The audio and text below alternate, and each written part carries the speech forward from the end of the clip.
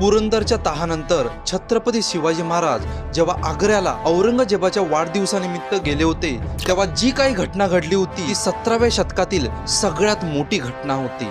त्यामुळे भारताच्या मध्ययुगीन इतिहासाला एक मोठी कलाटणी भेटली। या घटनेच्या वेळी जेव्हा छत्रपती शिवाजी महाराजांनी जो निर्भीडपणा दाखवला होता तो खरंच वाखाणण्याजोगा आहे। कारण औरंगजेबाच्या दरबारातील शिस्त ही अतिशय कडक होती। एकदा का बादशाने दरबारामध्ये प्रवेश केला की तिथल्या सगळ्या सरदारांनी आपल्या नजरा ह्या जमिनीकडे वळवाव्या लागत होत्या। उभ्या असलेल्या प्रत्येक सरदाराने जरा सुद्धा हालचाल करण्याची परवानगी सुद्धा नव्हती। दरबारातून निघून जाणे ही तर खूप दूरची गोष्ट होती। बादशाला सजदा करावा लागत असे, त्याची चाहर तस्लीम आणि जमीन बोसी म्हणजे जमिनीचे चुंबन घ्यावे लागत असे, तसेच कदम बोसी सुद्धा करावी लागत असे। आणि काही बोलायचं असेल तर बादशाची पहिली परवानगी घ्यावी लागत असे, आणि जर परवानगी दिलीच तर तोंडावरती रुमाल पकडून जे काय बोलायचं असेल ते दरबारामध्ये बोलावं लागत असे। बोलताना छोटीशी चूक जरी झाली किंवा तिथला रीतिरिवाज जर पाळला नाही त्या माणसाला जागेवर शासन केलं जाईल।